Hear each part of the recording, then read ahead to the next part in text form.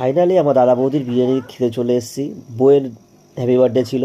বউ এখন menu card দেখছে, মেনু কার্ড দেখে বলছে থালি খাবো। আরে দাদা বৌদির বিরিয়ানি দেখে বিরিয়ানি খাও। আমার মেয়ে তো দাদা বিরিয়ানি খাবেই।